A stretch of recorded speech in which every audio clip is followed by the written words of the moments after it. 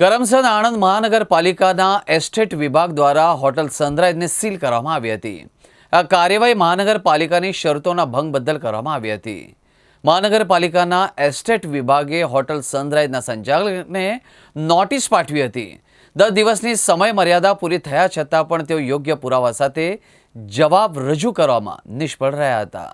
આણંદ શહેરમાં આવેલી સનરાઇઝ હોટલને મહાનગરપાલિકા દ્વારા કરારમાં નોનવેજનું વેચાણ નહીં કરવા શરત હોવા છતાં શરતનો ભંગ કરી નોનવેજ વાનગીઓનું વેચાણ કરવામાં આવતું હોતા હોટલને સીલ મારી દેવામાં આવતા ભારે ચકચાર મચી હતી.